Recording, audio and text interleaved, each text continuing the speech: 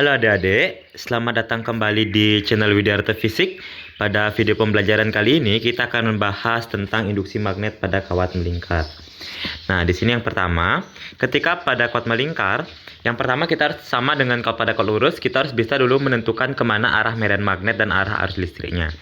Yang mana pada kawat melingkar, itu arah medan magnet itu ditunjukkan oleh ibu jari. Jadi ibu jari kita menunjukkan arah medan magnet, sementara empat jari hanya menunjukkan sebagai arah arus.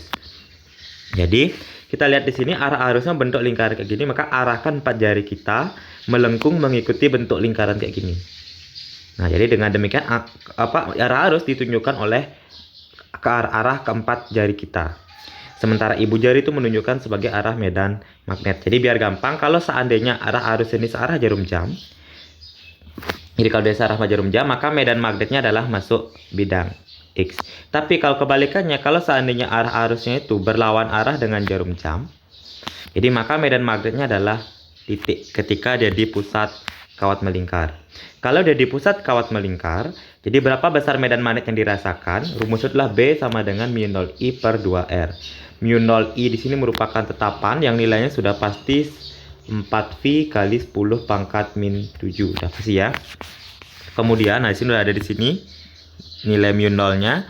Nah, terus berikutnya I adalah kuat arus yang mengalir pada kawat. Sementara R merupakan jari-jari lingkaran, jadi lingkaran terbentuk. Nah, jadi di sini kalau seandainya diminta berapa medan magnet yang terdapat dalam pusat kawat melingkar. Tapi kalau pertanyaannya misalnya di luar pusat kawat melingkar, nah jadi yang di sini induksi magnet di luar pusat kawat melingkar. Ini misalnya ada kawat melingkar. Terus dimintanya bukan di titik pusat sini, tapi di titik tertentu. Nah, titik P di sini yang punya jarak terhadap pusat. Nah, jadi kalau seandainya diminta di luar pusat, maka rumus yang bisa digunakan B sama dengan μ0I kali A sin theta per 2R kuadrat. Dengan A itu merupakan jari-jari lingkaran, dan R di sini merupakan sisi miring, jarak dari kawat sampai ke titik tersebut yang ini.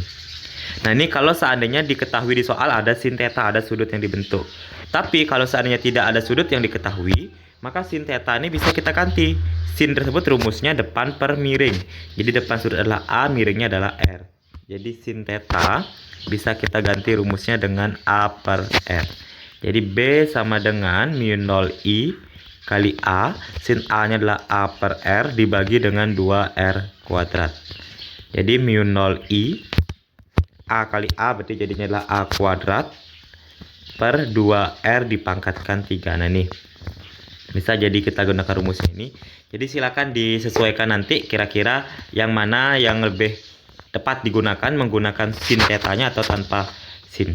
Nah, di sini jadi dari soal itu silakan kalian cek nanti ketika diminta di pusat, ini rumusnya, ketika diminta di luar pusat, ini rumusnya. Nah, untuk lebih jelasnya, mari kita cek ke dalam soal berikut ini. Oke, kita cek ke soal pertama. Selembar kawat berarus listrik dilengkungkan seperti gambar. Berarti ini ada kawat berarus listrik dilengkungkan seperti gambar.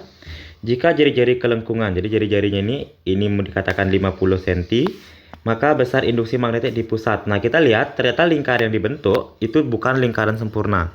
Kalau tadi di soal, di rumus materi lingkarannya lingkar bulat sempurna kayak gini. Sementara di sini dia bukan lingkaran sempurna, hanya terbentuk sudut 120 derajat. Nah, dengan demikian maka rumus yang digunakan tetap menggunakan rumus di pusat lingkaran B sama dengan μ0 kali I per 2A, tapi perbedaannya dikali. Hasilnya ada kali apa? Kali sudut yang dibentuk, berarti kali alfa dibagi dengan 360 derajat. Jadi alfa ini merupakan sudut yang dibentuk, itu sebesar 120. Jadi kita masukkan di sini 120 nanti. Kalau seandainya lingkaran penuh kan sudutnya 360. Jadi alfa 360 per 360, maka ini 1 kan, maka cuma ini aja rumusnya kalau lingkarannya penuh. Tapi karena dia bentuknya sini cuma bentuk sudut 120 derajat, maka alfanya kita ganti dengan 120 derajat. Jadi kita masukkan μ0 itu nilainya 4V kali 10 pangkat min 7.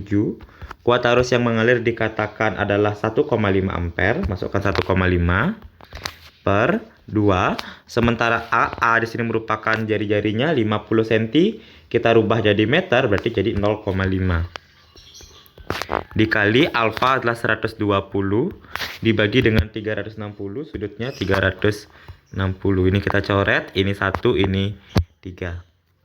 Nah, berarti jadinya adalah 2 dikali 1, hasilnya adalah 2 kali 0,5, ini 1 ya. Nah, jadi langsung aja 1,5 dikali 4 itu hasilnya adalah 6. Jadi 6V dikali 10 pangkat min 7, karena kali 1 nggak perlu ditulis lagi. Nah, duper 2 dikali 0,51, 1 dikali 3 itu adalah 3. Jadi jawab coret, maka jawabannya adalah 2V kali 10 pangkat minus 7. Satuannya adalah Tesla. Jadi yang paling tepat itu adalah option nomor E.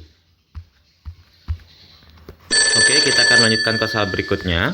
Dikatakan tentukan besar kuat medan magnet di titik P letak aja di sini.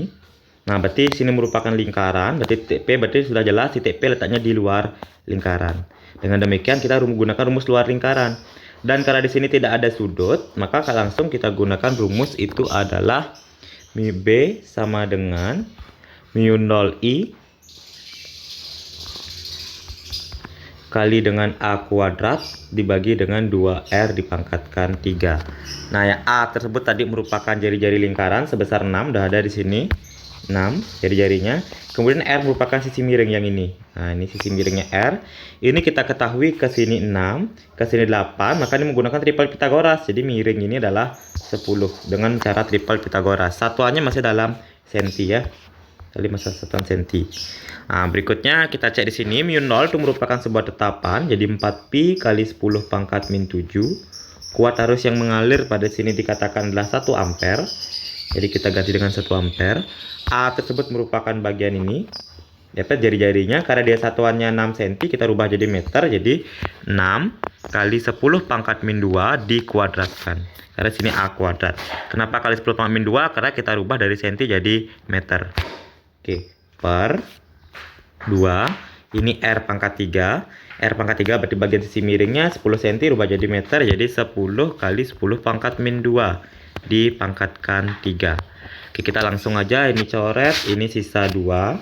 Berarti 2V kali 10 pangkat min 7 kali 1, 6 kuadrat hasilnya adalah 36. Ini ya, 36. 10 pangkat min 2 dikuadratin jadinya 10 pangkat min 4 dibagi 10 pangkat 3 jadinya adalah 10 pangkat 3. Kemudian 10 pangkat min 2 dipangkatkan 3 jadinya adalah 10 pangkat min 6. Kita lanjut aja. 10 pangkat ini coret. Sisanya adalah 10 pangkat min 1 ya. Min 1. Nah, dengan demikian maka ini hasilnya adalah 2V. Kalau perkalian pangkat dijumlah 10 pangkat min 1, 2V kali 36 berarti 72V. Nah, ini 72V harusnya. Terus 10 pangkat min 1 kali 10 pangkat 4, perkalian pangkat dijumlah jadi 10 pangkat min 5 dibagi dengan 10 pangkat 3. Jadi 72V, kalau pembagian pangkat dikurang, min 5 kurang 3 jadi min 8 kali 10 pangkat min 8. Nah, di sini dalam pangkat min 7 atau komanya kita majukan jadi 7,2 V kali 10 pangkat min 7. Satuannya adalah Tesla. Oke, jadi maka jawabannya adalah option nomor E. Oke, demikianlah contoh soal dari induksi magnet pada kawat melingkar. Kalau ada yang ingin kalian tanyakan atau diskusikan, mari kita diskusikan di kolom komentar. Dan jangan lupa tonton video pembelajaran yang lainnya. Selamat dan semangat belajar. Terima kasih.